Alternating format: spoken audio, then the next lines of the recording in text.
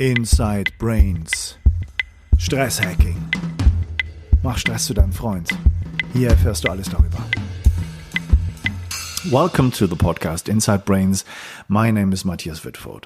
So today's guest is James Hardt and the topic is neurofeedback.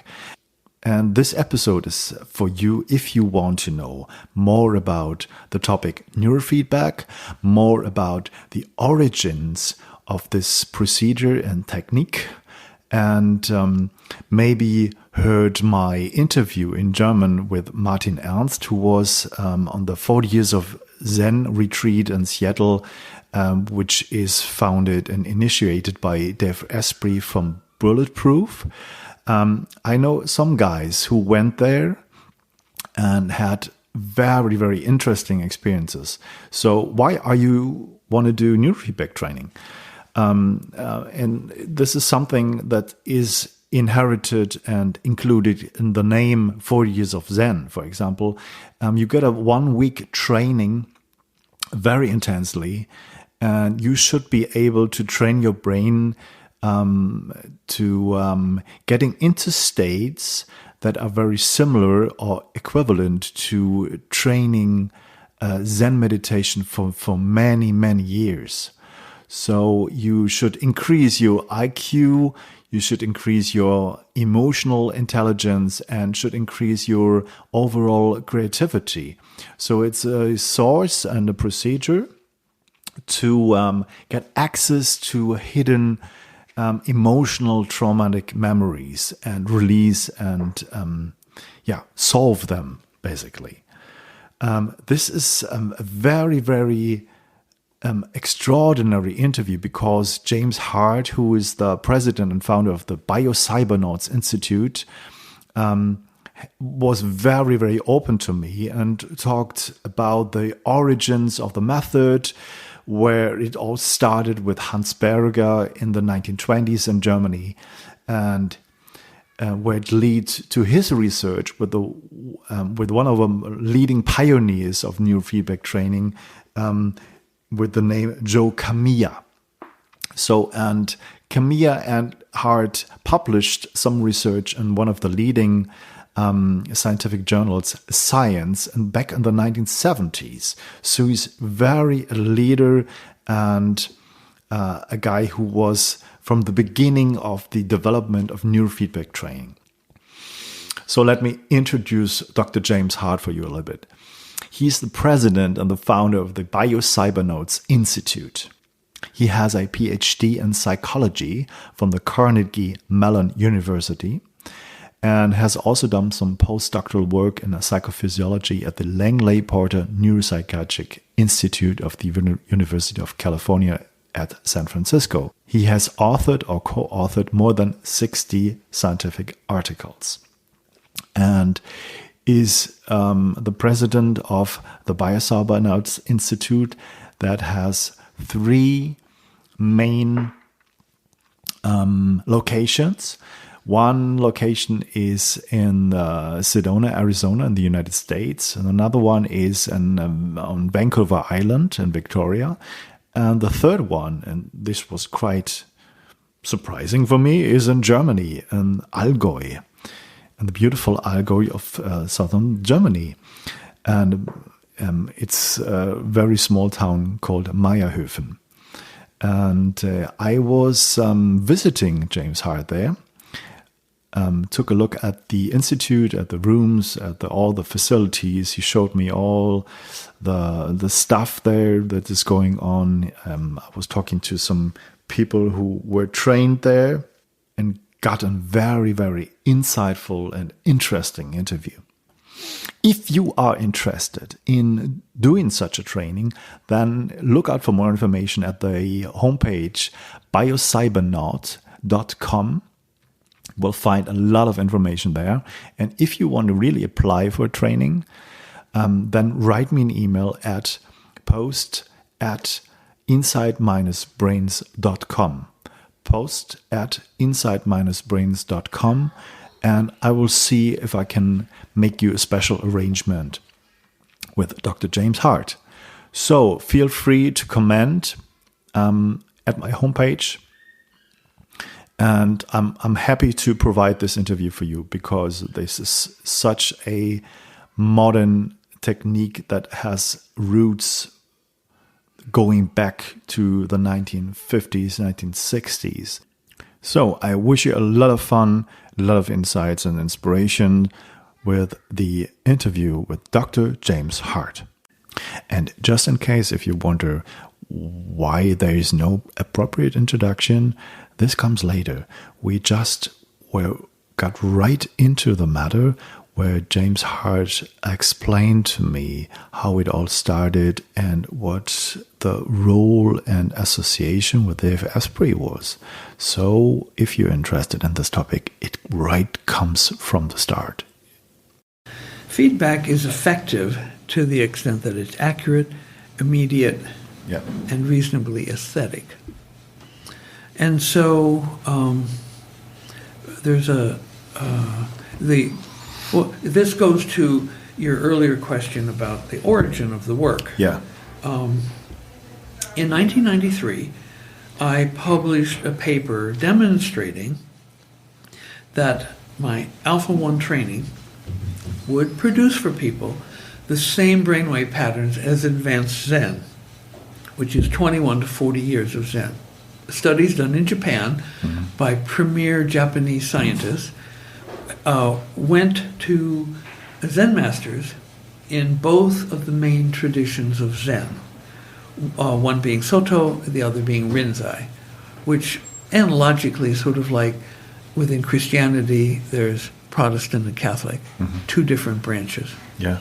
And so they requested permission of the Zen masters to record the brainwaves of the monks as they were sitting in Zazen meditation. Permission was granted. Kasamatsu and Harai, the scientists, then asked the Zen masters to rate the level of spiritual development of their monks. And both the Zen masters in the Soto and in the Rinzai tradition were willing to do this. And so it was fairly simple: beginner, intermediate, and advanced. And so in their research, they found that monks would typically be rated as a beginner if they were between 1 and about 6 years of practice. Monks who had from 6 to 21 years of practice would typically be rated as intermediate, although I've actually worked with monks who were rated as a beginner and had over 10 years of practice. So this is just sort of the range. Nobody was rated advanced who had less than 21 years of practice. And the range was up to 40 years. So 21 to 40 years of Zen is advanced Zen as indexed by the Zen masters. And so my training produced, all the way back in the early 90s, the brainwave patterns of advanced Zen.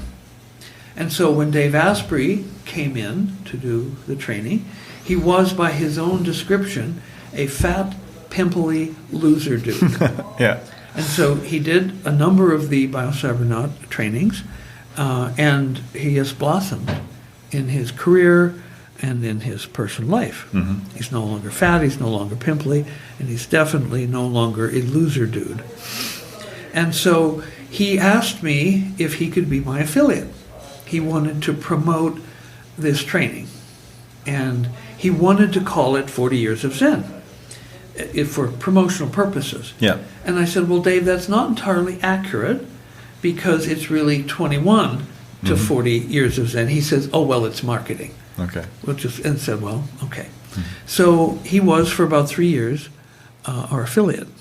And he sent us probably $2 million worth of business. Then he went rogue. He first wanted me to license him to have his own center, Biocybernaut Center. And we have that. I mean, I'm licensing a center in Mexico. We're actually building the technology for it. And we have a standard price. It's $3 million for a license, which includes all of the technology and complete training for all the staff, the trainers, technicians, everything, in an English-speaking country in a non-English speaking country, it's $4 million. Mm-hmm. And so he wasn't interested. Now he had Vishen Lakhiani of Mindvalley come and do the training. Vishen actually trained with Alice, one of the trainers here. Yeah. And he said he was blown away by the training. It was absolutely fantastic. He's told Alice that he could send 1,000 people for training. But then he went to Dave Asprey. And he and others then came and did additional Biocybernaut trainings. They were earning store credits by sending people for training. Mm-hmm. And they would stay at a nearby B&B called Markham House. Well, we're very good friends in Canada with the people who run, Bill Perry and his partner run Markham House. And Bill came to me and he said, you know, when Dave Asprey is here with his staff in training, all they talk about at breakfast is how they can rip off Biocybernaut. And so he reported this. He reported this to me. Oh. Also, I had the opportunity to train in Sedona a man who was very early on in Dave's organization. He's probably about the 20th person hired, and he was his copywriter. And he said that basically what Dave did was rip off Biocybernaut and rebranded it. He also reported that there were times when he was writing copy where Dave would ask him to change it in ways that he knew to be inaccurate. Mm-hmm. And so he would question that. He would resist. And Dave would threaten his job. Mm-hmm. And so he's no longer there. And so there is a history.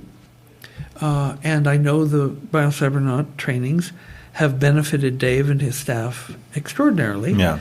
But people who know him and who know me are puzzled about why he doesn't give any credit to his history in the brainwave feedback field. I mean, it's very difficult to find, and it's not.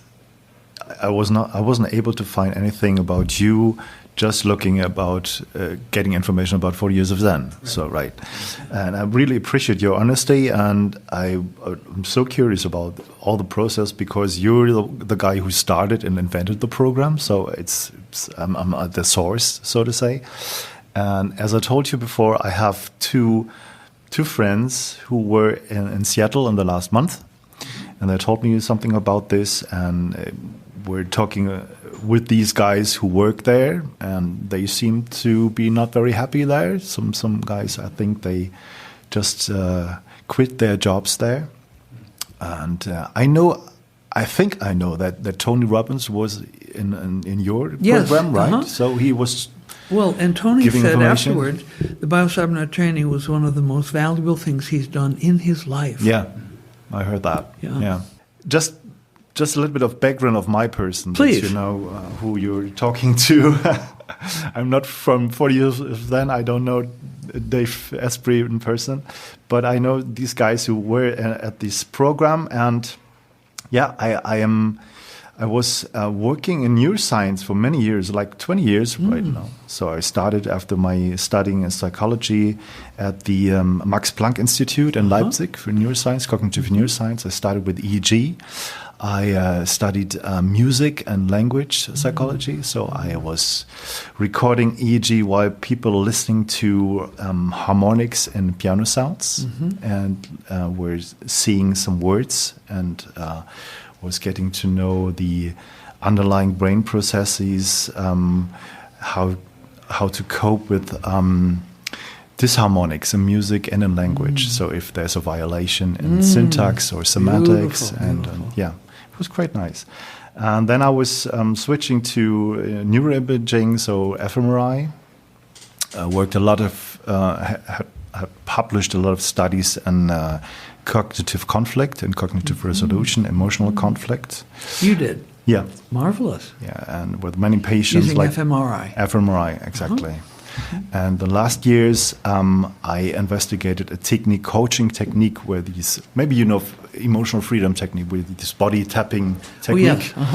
And we're the first who had conducted some studies when people were lying in the scanner and they were showing some fearful or disgusting pictures or neutral pictures, and they were tapping body points and how to see if there's the stress is decreasing and why, and which brain areas are related to this. And like 3 or 4 years ago, I was looking for many other things, many other methods, not just sitting at the computer and analyzing data. I wanted to give people methods they really change themselves. And I was getting to the Wim Hof method via the Tim Ferriss podcast. And I was trying to do this method, and it was amazing for me to do breath and breath work to change your body states. And my wife is also a neuroscientist. We're working together in Hanover, Germany, at the hospital there. And we were asking Wim Hof directly whether he was keen to collaborate with us to get some research done. And he was immediately responding like a couple of days. He was phoning us.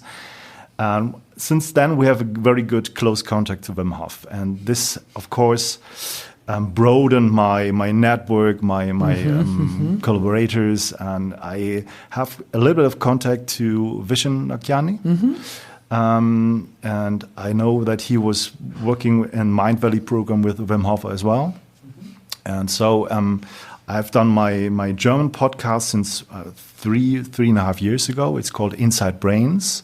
So I'm interviewing people like you, neuroscientists, psychotherapists, coaches from all areas to just get some knowledge about different kind of methods.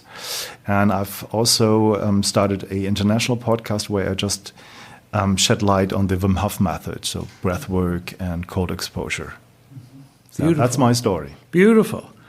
I like it. Yeah, that's good. Yeah, and of course, when I think I know how the EEG was like in the beginning of the 90s. Not very good computers, just raw data and paper, I think. So if I look back at this, my study years, it was like mid of 90s. We just had some very basic EEG data, just eyes closed, eyes open, you see in paper form. It must be very difficult for you to develop this kind of method. And I think it has been, your possibilities must have been increasing over the last years with all the having data. A digital polygraph where we can select different filter bands is not something you can do with a paper polygraph. Exactly. Especially not after the fact. Yeah. So what was the original idea? So how did you came up with the alpha training? Well, the very interesting story. I was a physics major at Carnegie Institute of Technology in Pittsburgh, Pennsylvania. It was my senior year in the fall, and I came out of the student union after lunch, and there was a large hand-painted sign where every letter was a slightly different color. And it said, Dr. Joe Kamiya will talk on brainwaves and consciousness. And it gave a time that was, just 10 minutes, hence. And the building, which was right over here, Margaret Morrison College, across the tennis courts. Yeah. And I didn't have a class. So I went. And the occasion happened because Dr. Kamiya, the man who in 1962 made the first report in April of 1962 at the Western Psychological Association meeting, that humans could, if given feedback, voluntarily control their own EEG alpha. This created a sensation because from the first report on the existence of the human electroencephalogram, which was made in 1918 by Herr Dr. Hans Berger, exactly, a Bavarian-born and then Austrian-based psychiatrist. Do you know the story? No, not really. Well, it's interesting that when René Descartes launched objectivism, and the scientific method. He was actually billeted in the Netherlands during a lull in one of the interminable European wars. And he had 16 months where he basically slept 12 to 16 hours a day, nothing to do, and he dreamed up science.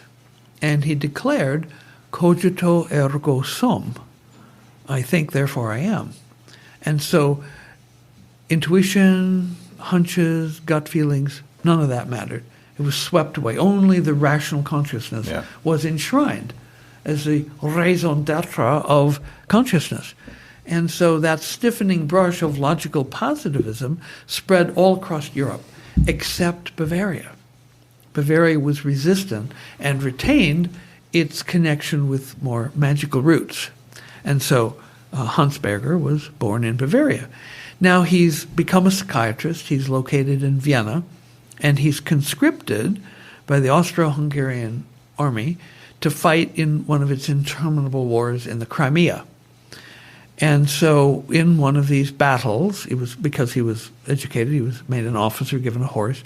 His horse was shot, fell on him, broke his leg, and he spent many long months recuperating in a militärisches Krankhaus, military hospital.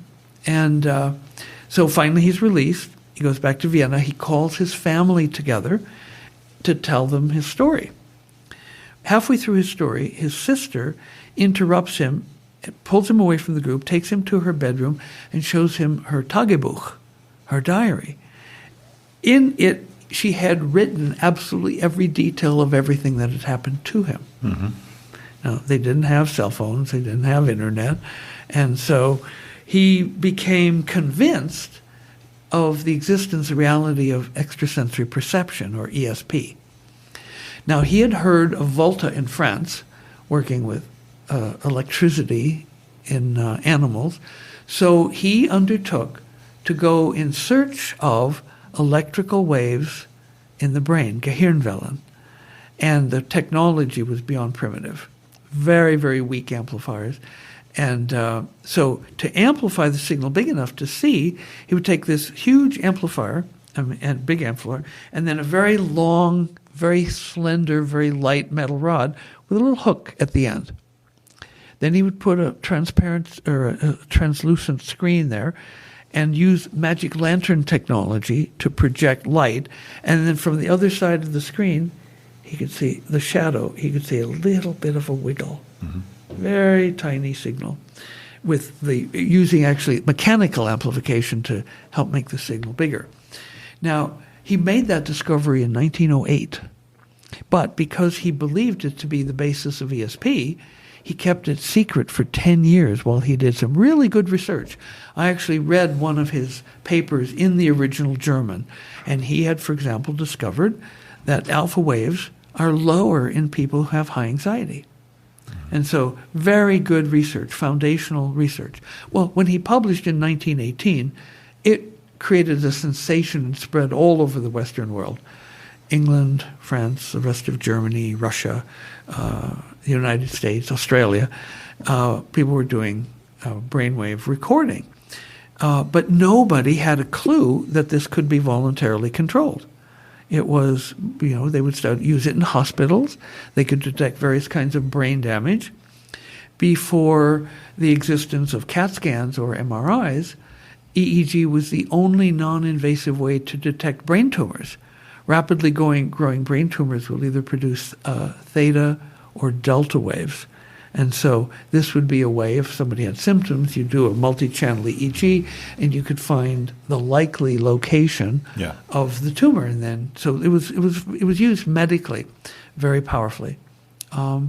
There was then in 1960, Gerd Verhoff and Feld did a survey in the United States, and they found that there was that there was a relationship, a slight negative relationship between alpha and anxiety. So I seized upon this for my research, also bearing in mind that Herr Dr. Berger had discovered an inverse relationship between alpha and anxiety. And so I used the technology, I selected known anxious people with personality tests, and then I gave them this training where they could learn to increase their alpha, and both types of anxiety went away, both state anxiety and trait anxiety. Mm-hmm. So transient or state anxiety would go away and people would become calm. But also, if there was a deep characterological disposition of anxiety, that would also be transformed. My principal outcome measure in this domain were personality tests, including the MMPI, Mm-hmm. which is the Minnesota Multiphasic Personality Inventory. And it was standardized in 1945 on 10,000 Americans. And it's very good. It's a little dated in some ways, but it's a very good test. And if you give an MMPI profile to a clinical psychologist, they can read that person's beads and tell you, many, many, many details about the person, because the test is very good. And the way it's set up, 50th percentile is the middle of the normal range, and they define normal as 20% above and below 50. So 70 to 30 is the normal range. And when I was selecting people for training, based on the first factor of the MMPI, which is Welch's anxiety, it's a generalized measure of psychopathology, I would get people who were in the 98th and 99th percentile of paranoia, schizophrenia, psychasthenia, anxiety, depression. And after 1 week of this training, they would be right in the middle of the normal zone. Now, this was shocking I was then at the Langley Porter Neuropsychiatric Institute, which is within the University of California, San Francisco. And the psychiatry department was eminent and powerful. And so when I won my federal grant from the National Institute of Mental Health, it was entitled Anxiety and Aging, Intervention with EEG Alpha Feedback. I was elevated from being a research psychologist to being an assistant professor of medical psychology within the psychiatry department. Shortly after that elevation, the department chairman decreed that there would be an annual faculty retreat, attendance mandatory for all the psychiatry faculty. And each faculty member would take, over a long weekend, 10 minutes to be on stage in front of the entire august faculty talking about the research. Mm-hmm. And so I had been using computerized test forms for the MMPI, feed them into a scanner at the campus computer center, and out would come the MMPI profile, including scores of subscales. Well, these images of the profiles with the 8 clinical scales and the 3 life scales would be graphed, where you have the ranking 50th percentile and so on. And I was showing the faculty before alpha training and after. This would be like 7 or 8 days later. Now, they had never seen such profound changes on a measure that they're as familiar with as their right hand. Mm-hmm. And so I'm only halfway through my talk, and 2 senior bearded members of the faculty are standing up in their seats, shouting and yelling, shaking their fists, pointing their fingers, because they were experiencing fear, which translated as anger, that their august profession might be disrupted by this new technology of brainwave feedback, which it definitely has that potential. Now, we are very careful at Biocybernaut not to describe what we do as therapy. 1, it isn't. And 2, we don't want to step on the toes of the psychologist or the psychiatrist. Okay. And so our guidance here in how to language what we do comes from Dr. David Hawkins. You perhaps know of him? No. Power versus Force was one of his books. Mm-hmm. One of them that I'm familiar with is Letting Go, The Pathway of Surrender. Mm-hmm. Now, he, at one time, he was a psychiatrist. He had the largest psychiatry practice in America. It was located in New York City. And so he speaks with the authority of a board-certified psychiatrist. And he says that in his book, Letting Go, The Pathway of Surrender, that letting go and psychiatry, first of all, have different goals.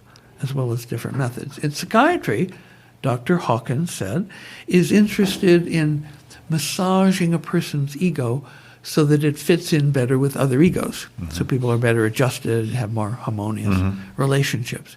He said the goal of letting go is complete liberation of the soul. And so letting go is facilitated in Biocybernaut trainings by very profound forgiveness. We have computerized mood scales, a computer program that I wrote, that people take these mood scales while sitting in the chamber. They're wired up, and feeling words, adjectives, hundreds of them appear one at a time on the screen, and the person is asked, the first time they do it in the morning, how do you feel right now? And so let's say the word is friendly. And they have options. They could push 0, not at all, 1 a little, 2 quite moderately, 3 quite a bit, and 4 extremely. Some of them are simpler, like yes, no, some of the mood scales. But then they go through these mood scales responding, and of course they get scores on anxiety, depression, hostility, friendly, clear thinking, unhappy, dizzy, vigor, confusion, bewilderment. And you can see how that changes over the course of the training. But in addition, the computer makes a very subtle analysis of how they respond to each word. And it, let's say the word is angry, and they say 0, not at all. The computer will assess that and then give a standard deviation, a sigma. A 1 sigma for an answer means there's a 68% chance that denial is inaccurate. A 2 sigma is a 95% chance it's wrong. 3 sigma is 99.7% chance that it's wrong. And so what this mood scale does is it turns up and brings into first the awareness of the trainer the unconscious negative emotions and the unconscious positive emotions. And so having unconscious positive emotions is quite a waste. It's like having a bank account you don't know about. You can't spend the money, you're not even collecting the interest. And so we bring those to people's awareness so that they can live from a greater state of joy and devotion and happiness and contentment and satisfaction and general happiness. Now, the negative unconscious emotions, when brought to the surface and discussed with their trainer, will always lead to some traumatic incident where somebody lied to them, cheated, stole from them, and physically it or could be mentally. Like small T's, small traumas. It could be a huge one. Exactly. You know, some people, reveal that they were sexually abused for 15 years as a child by their stepfather. And chances are not so low, looking at the data. Exactly. Well, in Canada, for example, 80% of all male Canadian Aboriginal people were sexually abused. 80% of all the men. And if you're a woman, well, it's just a foregone conclusion. And so there's very deep trauma equivalent to returning war veterans. Post-traumatic stress disorder is completely dissolved by doing this training. And the overactive amygdala and the anger that goes with it is calmed down by doing the forgiveness work and going into higher alpha states. So I really like that you're working with these words and try to elicit or assess the unconscious positive or negative emotion. It really reminds me, I don't know if you heard of the German personality psychologist Julius Kuhl. I have not. Please inform me. You should take a look at this. I think he's now one of the leading figures of personal psychology. HL? Sorry? K-U-umlaut H-L? Cool. K-U-H-L. Not U-umlaut? No. Okay, cool. Julius Kuhl. I think he's in Osnabrück University. And he has this big, huge books about personality psychology, and he's pouring into the business coaching world, and many coaches are using his models, and he's also working with these with these adjectives, so with these words, to yes. elicit Would you these make a note of emotions that? and We wanna assess. get Julius Cool. Julius Cool, yeah. I can send you some links, of That course. would be wonderful. Sure, Yeah. sure, no problem. He's on my list for interviewees, so yeah. And it really reminds me that this is a very good, effective method to just elicit these emotions.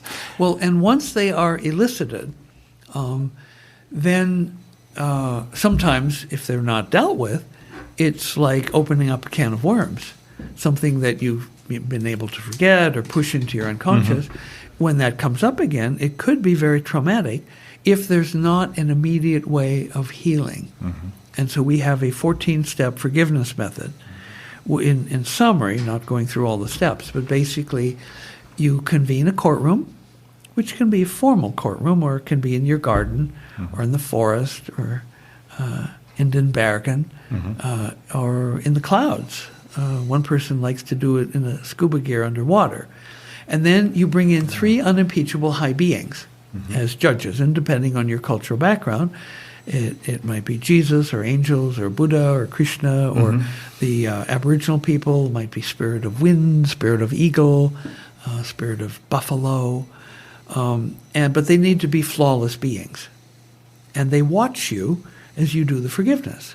So you bring forward one of the people who had traumatized you. You charge them, like I charge you with. Yeah. And then you take a full 2-minute epic to attempt to feel the pain of that. Now, sometimes people are so armored against the pain that they can't break through. Yeah. If you can connect with the pain, your alpha is going to drop. And the way the scores are programmed, the numbers actually show white instead of, if you're going up, it show blue, or you set a new high for the day, shows green. If the scores are presented in white numbers, that means that score and every other white one dropped. So you need to have a majority of the scores be white in order to prove that you've connected to the pain. Once you get that, then you can begin the forgiveness. And there's a variety of methods. One, you can look for any good that came from it. You can walk in that person's shoes. You can realize perhaps that they weren't playing with a full deck, didn't have all their oars in the water. Maybe they were impaired. They were young and stupid. Maybe they were drunk or, otherwise impaired. And so you reach out in a way to try to understand and take their perspective in what was done, which can be very healing. You also then say, I forgive you, and you want to, if you can, get all the way to love for that person. Not for what they did, but for the being behind it. And as you are forgiving, your alpha will go up and up and up and up and up, which is in and of itself healing, even without the deep work that you're doing to empathize with, to understand, have compassion for, and have forgiveness for that perpetrator.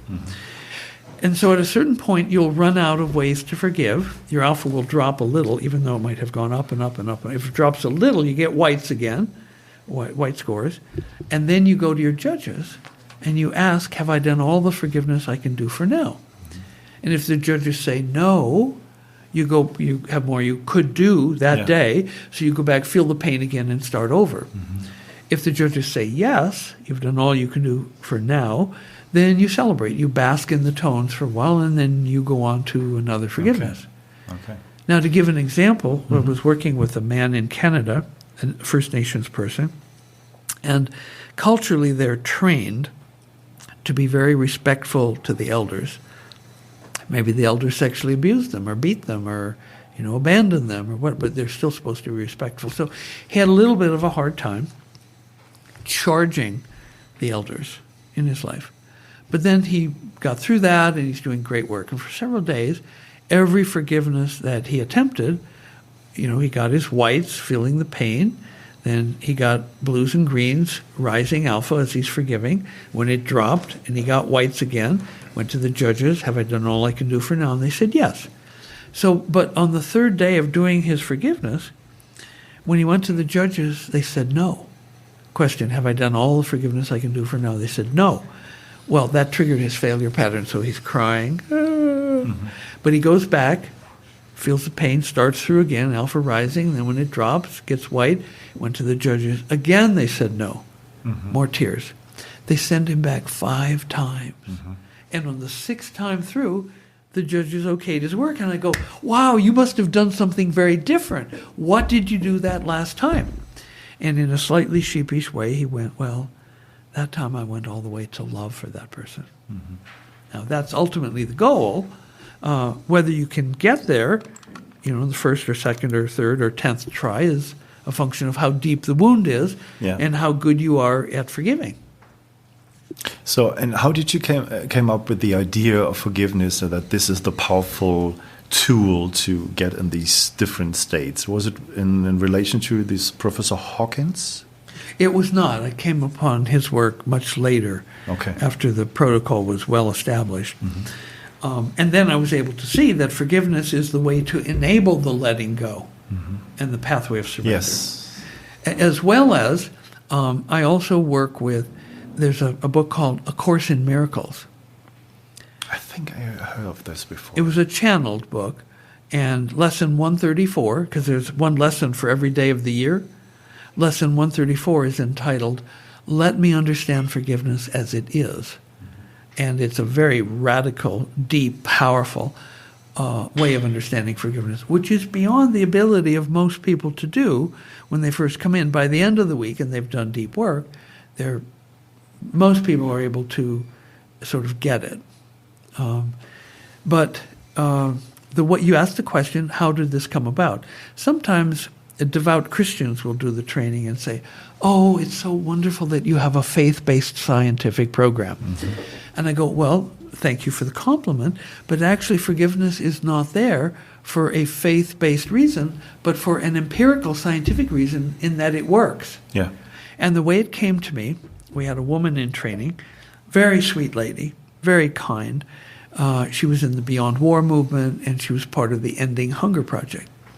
And she would sit in the chamber and think, world peace, or ending hunger. And her alpha was going up very little bits like this. She was like Miss Goody Two-Shoes. And then on the 3rd day, because we do for at least 4 days of every training, we teach how to suppress alpha, as well as a period of how to enhance it. Turns out bidirectional training is more important. Often when you're practicing suppression, you will learn things that will enhance, and you'll also learn what not to do. So when I went into the chamber at the end of her session, this sweet lady was madder than a wet hen. Madder than the proverbial wet hen. And she snapped at me. She goes, I thought you said this alpha was good. And I go, well, okay, what's going on? And she said, well, this is talking about her suppression. She says, when I thought about bad things, my alpha went up. And I go, oh, really? What kind of bad things did you think about? And she goes, well, I thought of everybody in my life who ever did me dirty. And I brought them in one at a time, and I set them down in front of me, and then she's like fuming. And then she says, and then I forgave them. And I go, wait a minute. You're doing forgiveness, and you think it's a bad thing? And she goes, oh, I never thought of that. She was so dear a lady that she couldn't bring in a scoundrel without going into forgiveness. But she thought that by bringing in a scoundrel, that her alpha should go down. But her response of forgiveness started raising the alpha. And so I go, oh, so forgiveness raises alpha. So I began suggesting to people that they do forgiveness. I didn't know initially when I started how. But then in 2008, I had a Russian family come from Russia and to Canada to do the training. And it was father, mother, the mother's sister, and their teenage daughter. She was the only one that spoke good English. They had a translator. But up to that point, it had been an oral tradition of how to teach the forgiveness. Nothing was written down. But because the language barrier, they asked me if I would write down the forgiveness method. So I did, and it turns out it's 14 steps. And then their translator was able to translate it into Russian, and it was very helpful. So we use that 14-step method now. But it was distilled I have conducted tens of thousands of interviews with people based on their computerized mood scales and coaching in forgiveness. And so I simply took the best of the best methods that people independently come up with and assembled them into the Biocybernaut forgiveness method. Okay. So by now, this interview is much more interesting than I ever hoped that it would be. So we're fine. We're fine. Very kind. And of course, I mean, there are two sides in me, right? So I always look for the empirical-based, scientific-based things, and then you brought up some other things, and it was both sides are very interesting. So when looking back, or when I just remember what people told me who were 40 years of Zen, then was a main criticism that they don't get anything to do, right? So they just were asked like letting go, just forgive and create some memories there. And this friend of mine who was like 2-3 weeks ago in Seattle, he has some tools with him. So he has kind of meditation techniques. He has learned a technique that's called the wholeness work. It's a very clever idea to just put you in a state and just ask yourself, from which perspective are you looking at this, and go back and just make it whole again. And so he has got some tools, and he could work in these pots, and he was seeing these alpha getting better or changing, and he was like telling these people, don't you want some kind of signal from me, when I'm ready, or when I started changing things? And they were, yeah, would be a good idea, just say anything, and we can just make a speech-to-text program. We record this, and it seems not to work there because of technical problems. I don't know. And what also puzzled me a little bit was, like, you as well have a very small setup of only like 8 electrodes, right? So how could it be possible to get all these information to work with only this small amount of electrodes? So two questions, basically. Okay. Well, one of my mentors was Dr. Charles Levant Yeager. He was a now vanished breed of scientist called a clinical electroencephalographer. He could look at a 21-channel recording of EEG and actually make psychiatric diagnoses, because the information is there, and he was brilliant. He was a good pattern. Based on his experience. Yes. And one thing, for example, he was so good that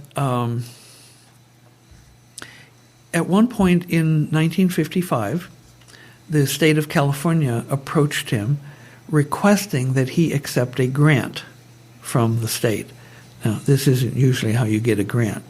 You claw and fight your way, hopefully to the top of the pile. Well, the state of California recognized his genius, and they asked him to accept a grant to set up EEG labs in all the state hospitals in California. Before Governor Ronald Reagan came in and closed all the hospitals with the belief that public money shouldn't be spent on the mentally ill, what he did was he took the state money, he put EEG equipment. I think there were close to 40 such hospitals scattered around the state. And it was a model system. You didn't have homeless, because 80% of the homeless, by one study in Scientific American decades ago, 80% of the homeless were mentally ill. So not in California. They were picked up and cared for and treated in the state hospitals. And so every year, with a team of technicians, EEG technicians, Dr. Yeager would drive around to the various hospitals. The technicians would go out into the wards, bring in the patients, put electrodes on, run the polygraphs, give the polygraphs to Dr. Yeager, who would sit with the patient, flip through the polygraph, and make a recommendation for their treatment, maybe changing their medication or maybe even release from the mental hospital. Now, I sat with him at lunch one time in 1985, 30 years after he began this program. And so he had an immense reservoir of knowledge about this. And he said to me, he said, if there was a patient who was 103 years old and they had good alpha in their record, I knew they would be alive when I came back next year.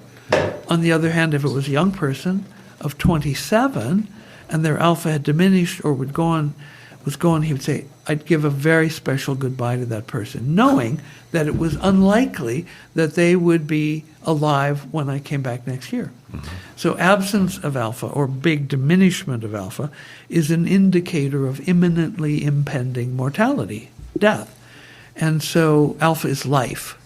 And big alpha means that the blood is perfused with ample supplies of blood, meaning glucose and oxygen, and it can function. It can do its neuron thing. It's the master regulator, hormones, digestion, endocrine system. And when there's big alpha waves, the immune system functions better. Both the cellularly mediated and the humorally mediated immune systems are enhanced by higher alpha. And so there are studies that show this, and how things that impair alpha also impair the immune system. So when I was building my first system, I built in 1978 the world's first microprocessor-based brainwave feedback and analyzer system. And so I had a 16-channel A to D converter and a multiplexer that would enable me to work with 64 channels. And so I had on each of 8 channels, I had 8 filters. And so subbands within theta and alpha and beta, and also delta. And so I went to Dr. Yeager and I said, Dr. Yeager, given the limitations of the A to D technology, I'm going to be limited to 8 channels of EEG. What channels would you recommend as being the very best with very little overlap of information? For example, if you put electrodes, close to each other, they record almost the same activity. So he said you want to use bilateral, occipital, central, temporal, and frontal. Mm-hmm. That way you cover the back, the top, the sides, and the front of the brain. Mm-hmm. And that way, he said, you will derive different information, and it won't be, cross-correlated very much. So it'll be 8 independent sources of information. You can record more, but a lot of it will be very redundant. Mm-hmm. Okay. And the other question was, people in Seattle, they don't seem to do anything specifically inside of the pods. So they didn't get any instructions. They were just left by themselves. Well, going back to when Vishen Lakhiani wanted me to put a training center in Kuala Lumpur, Malaysia, mm-hmm. where he has headquarters. Yeah. And I actually talked to a woman who is chief of staff there, and she was interested in being a trainer. And so, of course, they balked at the price. But then Dave Asprey came back to me and he said, well, would you train my trainers? And I said, yes, I'd be happy to train your trainers, provided that they're Biocybernaut employees and I can be responsible for quality control. Yeah. Well, at that point, he just flatly said no. And I realized that he didn't want to collaborate. He didn't want to license the Biocybernaut. He wanted to compete with it. Mm-hmm. And so, we stopped communicating. Now, when was it? January, February? When I was in Victoria? That was February. And Dave and I met downtown. Okay. We had been connected by this powerful yogi, Tilak Taranga. And so we had a meeting. We had tea. We talked. We hugged. And he told... Now, up until quite recently, from the beginning, when he went rogue, he used quotes from people who had done my training, the Biocybernaut training, including Vishen, to promote his 40 years of Zen, which is a very different training. So he was using quotes of people giving testimonials how great the Biocybernaut training was, and he was, shall we say, misinterpreting or lying about the fact that was the Biocybernaut training, and asking people to come to 40 years of Zen based on these testimonials. Mm-hmm. And so when we reconnected, there were 2 things that I said, which was, one, it is unethical and untrue for you to have testimonials of people who did the Biocybernaut training promoting 40 years of Zen, your work. And he said, okay, well, I'll look into it. Mm-hmm. The other thing I said, people report that nowhere in any of your presentations do you give any credit to your ascendancy into wisdom about brainwave training through Biocybernaut training. Yeah. And he said, well, I'm not interested in promoting your brand. But when we met, he did say that he'd made sure that all of those testimonials from Biocybernaut trainings had been removed from his website. So okay. he had responded in a positive way. Okay. I just thought, how was it possible, or how did you get the idea to make a center here in Germany? Oh, very interesting story. Do you know who Drunvalo Melchizedek is? No. World famous spiritual teacher. If you go to schoolofremembering.org, which Brian just did earlier today, mm-hmm. you can see Drunvalo there talking about, he created these amazing workshops like Earth Sky and Awakening the Illuminated Heart, things like that. Mm-hmm.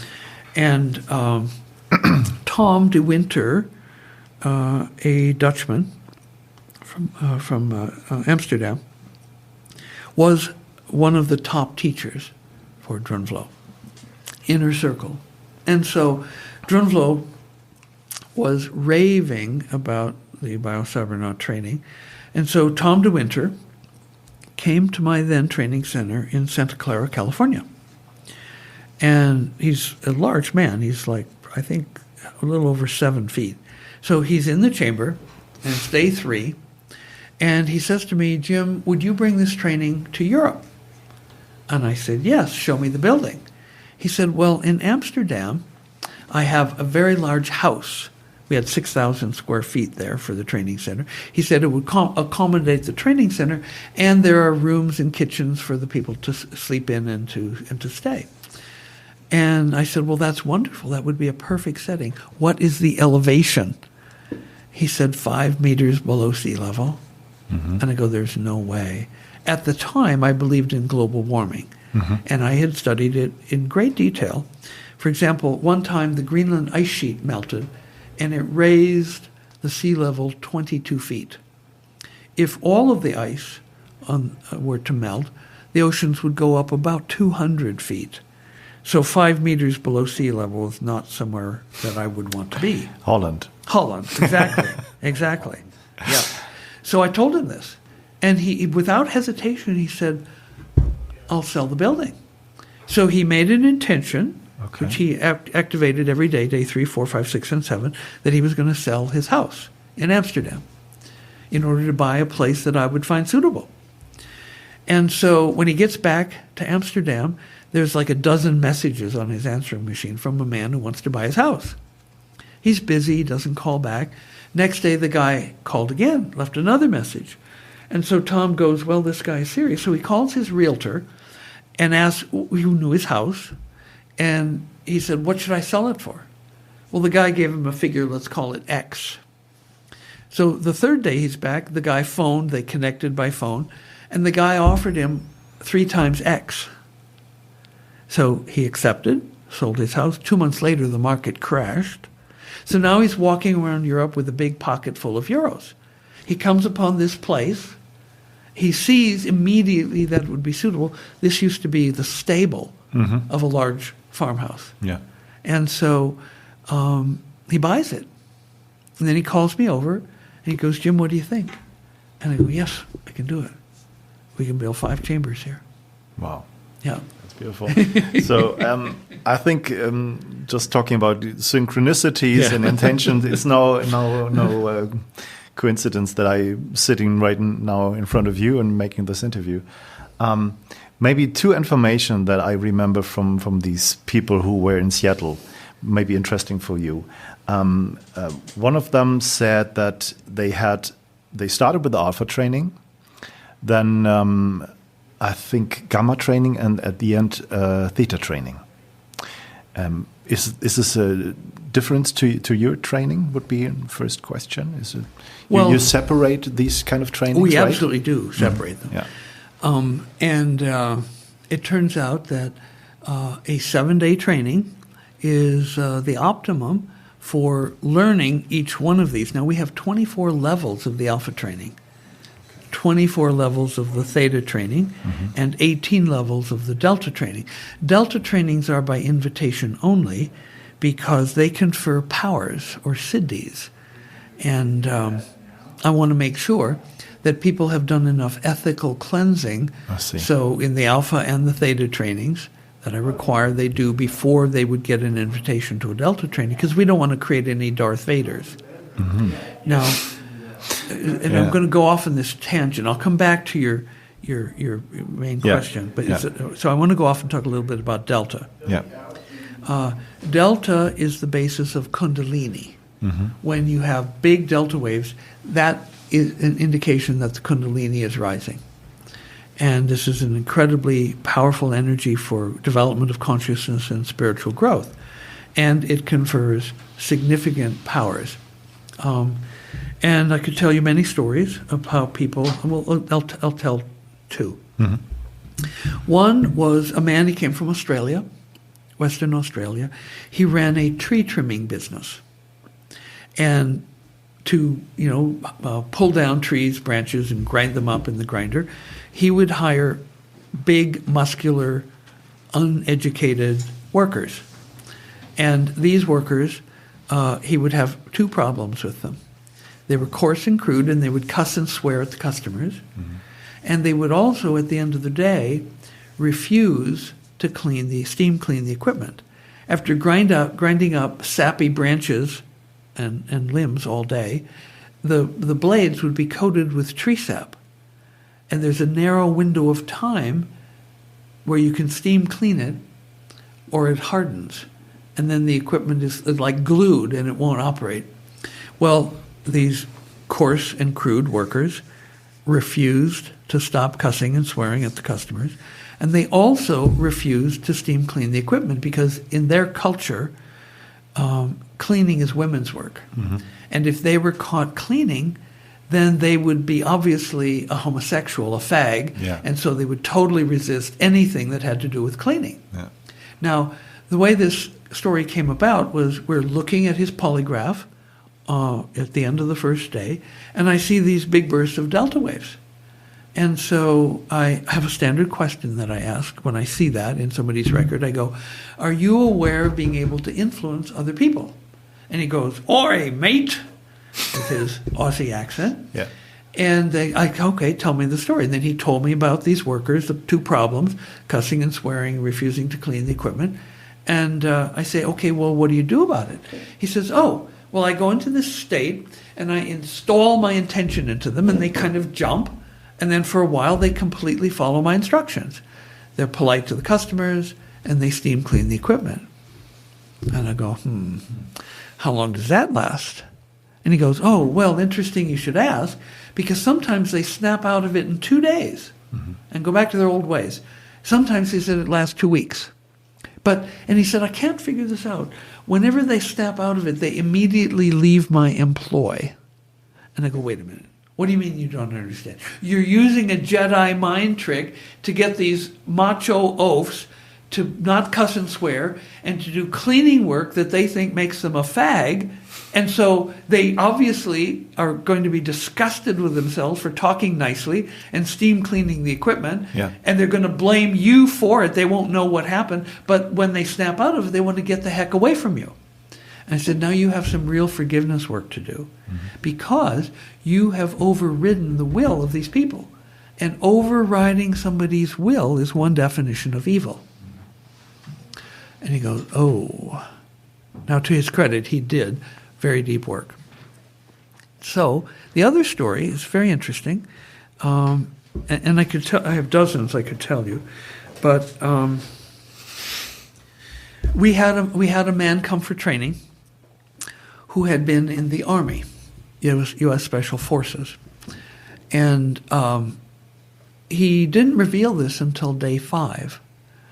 And then he said, well, when I was inducted into the Special Forces, I was tested for all my skills and abilities. Strength, endurance, how many pull-ups, how many push-ups, how fast could he run, marksmanship with rifles and pistols. And they also measured his brainwaves.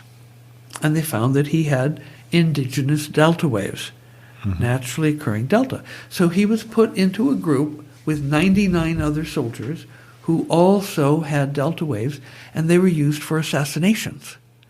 They would be shown pictures or movie clips, shot through telephoto lenses of the target, and then sometimes they would use 20 of them, sometimes 50, for high-value targets who were psychically protected by the other side. They would use all 100. And they would study the pictures and the videos, and then they would sit together, and they would go into Delta, and they would attempt to kill that person. Just like a soldier would attempt to, kill a member. And he said their success rate was 80%. Killing people with their minds. So this is why I'm careful to whom I give Delta training. Okay. I want to make sure that they have done enough ethical cleansing to get rid of the anger and the fear and the sadness. Okay. So then going back to your original question about different brainwaves, we do different types of feedback. Now, I know from when Dave was in training in Victoria that he was, shall we say, at times he was a diffident student, didn't want to follow the protocols. And in fact, his staff, who were sometimes training with him, would actually criticize him, chide him, saying, well, Dave, get with the program, do it. He would want to do it differently. So his idea of being eclectic and having a little bit of this, a little bit of that, goes along with his personality. I personally don't think it's the best way to learn anything. With this type of work, massed practice is better than distributed practice. Now, you can be a dilettante, play a little bit with this brainwave, play a little bit of that wave, but it's not a way to develop mastery. And so, we have targeted programs. Now, once somebody has done alpha training and theta training, they can come back and do what we call alpha theta, where they get feedback on both alpha and theta. Alpha is typically biggest at occipitals and centrals. Theta is typically biggest at frontals and centrals. So the 8 channels would be 4 channels of alpha, occipitals and centrals, and 4 channels of theta, which would be frontals and centrals. So the centrals people get both alpha and theta feedback. And the tones would be, for the alpha, they would be flutes, oboes, and organ music. And for the theta, they would be clarinets, saxophones, and a voice called mystic choir, which would convey the hemicoherence. Now, one additional comment there about gamma. Gamma is very difficult to measure accurately. It's different people define gamma as 40 hertz to 100 hertz, or maybe 25 hertz to 100. So it's very, very fast. Well, for brainwaves, yeah, it's the fastest brainwave in the continuous EEG. Yeah. You do get faster things in evoked potential work, but in the continuous EEG, it's the fastest brainwave, and it's also very small. But the problem is that the gamma spectrum is completely overlapped by the muscle spectrum, which goes from about 10 hertz to 2,000 hertz. Now, gamma waves would be measured in just a few microvolts, 2, 3, 4, 5 microvolts. Muscle activity is measured in millivolts, hundreds of millivolts. So we're talking about signals in the same frequency range where the muscle, which would be artifact if you're trying to record gamma, would be 1,000 to 10,000, maybe 100,000 times bigger amplitude than the brain waves, the gamma waves. And so the only credible study that I know of, which was done with gamma, was done at Harvard by a group of like 10 or more scientists. One of them I know personally, Richard J. Davidson. And they used very interesting subjects. They were Buddhist monks doing the Buddhist compassion meditation. Yeah, I've heard of these studies. Yeah. Yes, and the least experienced had 10,000 hours of practice. The most experienced, one of the 8, had 50,000 hours. And so to make sure that they were only recording gamma waves, what they did was they plastered the skin of the forehead, around the eyes, the nose, the lips, the chin, the neck, with muscle detecting electrodes very close together. And so if there was any muscle activity in any one of those dozens of muscle detecting electrodes on the face and neck, they would throw away all the gamma waves, knowing it would be contaminated. It would be useless to look at the data because it would be completely swamped by the much larger muscle activity. So using only those brainwave segments which were devoid of any muscle activity, they were able to report that in these monks, they saw the highest level of gamma waves that had ever been seen in the intact human brain. Now, the biggest gamma is probably going to be less than the smallest alpha for most people, just like beta waves are typically smaller than alpha. And so that was a very credible study, and it linked gamma to compassion. Very experienced meditators in the Buddhist compassion meditation. And looking into the details of the discussion of that paper, here's a little bit of an aerial view of the brain. And so if we were like flying over the brain in a tiny, little microscopic helicopter, the exposed brain, we would see there would be times where alpha waves would come up. Like if somebody is deeply meditating, the alpha waves would come up and they would be big and you could see them flowing across the surface of the brain. Now, alpha comes and goes. There'll be a burst. It may last a second, may last 2 seconds. In the advanced Zen that I've worked with, I could see continuous trains of alpha that go 10, maybe even 20 seconds.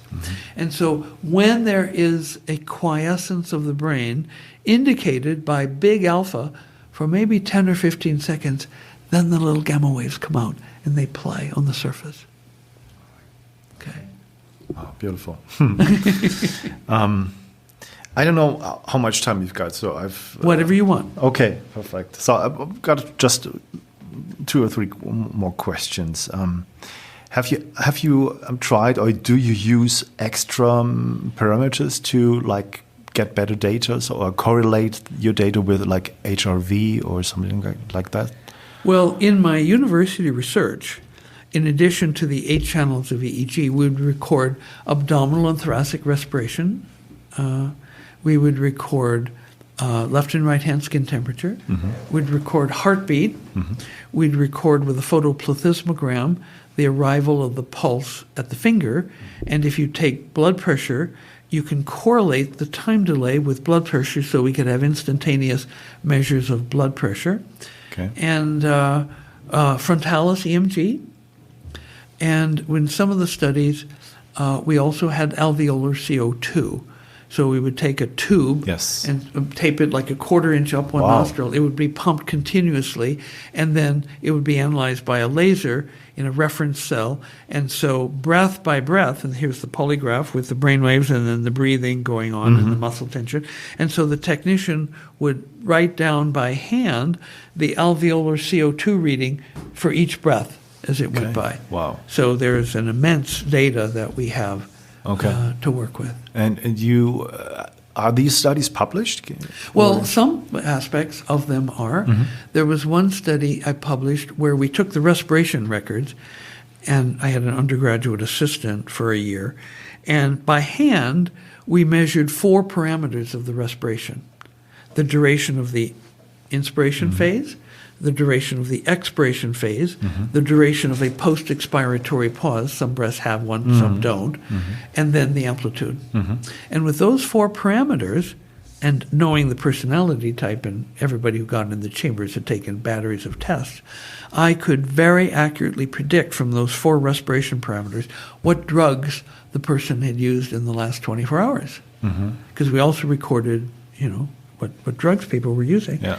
And so the publication of that paper led to an invitation on beautiful embossed stationery from the American National Intelligence Agency, National Security Agency, the NSA, inviting me to head up one of their polygraph labs. Now, I was running 2 companies and a big university research project, and it was an amazing opportunity. I know I would have had access to incredible technology if I accepted that invitation, but I would have had to dishonor the investors and the granting agency to do that. And so I very, very politely said, wonderful offer, really appreciate it, and I can't do it at this time. Yeah. I was about to ask you whether you know how breath is influencing your brainwaves, but this is now obviously not necessary anymore. But one guy who was training also the Wim Hof method, and the last day he was in Seattle, he was like, can I just try this out and you see what happens? And they were amazed because they have never seen these kind of data before when he was doing the breathing technique inside of the scanner. I think there's some value maybe in the future just to use different kind of methods to amplify this, or to, I don't know, to change it faster or in a different way. I don't know what your perspective about this is. Well, I'm not sure how far I can go into this because we have in R&D presently a portable unit. It's not a brainwave unit, which will provide feedback on an important parameter, or a set of important parameters, which in my research I have shown is the second most powerful way to increase alpha. The first being, of course, the Biocybernaut alpha feedback training. Yeah. And so this unit will be available in about 6 months for under $500. Okay. And so it will speak to this question, and we will incorporate it into. I've formed a new company called 7 Days to Zen. Sounds much better, but yeah, no. And this device will be used along with the brainwave feedback training, where people will have a Zen meditation period augmented by this device, both before and after their alpha feedback session. Wow. Okay. So the idea I had before I came here was like, it sounds like very powerful, beautiful program. But of course, the listeners for my podcast, as far as I know, a lot of therapists, a lot of coaches, and of course know about neurofeedback, the basic stuff that is not comparable with your program, but would love to try this. But the price is, of course, that not many people can afford this. But now you're talking, right? And we definitely should be in touch for the future to arrange something, especially for Germany. You have a center here. This is a German podcast. Of course, they can listen to an English-speaking interview, but they are intelligent people from all over the therapy communities. Beautiful. So, yeah, would love to do that. Well, this device would be helpful in probably any type of therapy or coaching work that people did. Yeah. Because it would enhance mindfulness. Yes. Yeah. Okay. I had a question in mind. Is nutrition or supplements any help in your program? Extremely important. Okay. Extremely. When I was first building the technology, and even before then, I did very extensive research. I read probably everything that was ever written on brainwaves. I had a huge stack of reprints. And before I showed up at Joe Kamiya's lab, I'd read through all that research 3 times. And so in terms of nutrition, this is very important. One of the things that I've noticed is that from time to time, we have people come for training who are vegans. Now, the days are long. You know, if we're going to pack 21 to 40 years of meditation into 7 days, these are not going to be lazy, short days. People work deep and long hours. And what I found was that by day 5, every single vegan was going in search of a piece of salmon because they could not sustain the brain output required from this deep work on a solely plant-based diet. Okay. And so that's, very clear. I was a vegetarian for 5 years as part of doing a yoga practice. And I found ultimately that it didn't work for me. Now, I wasn't vegan. I ate butter, and I ate eggs, but I had no animal or fish products for 5 years. And it was an exercise. I no longer observe that diet because it doesn't work for me.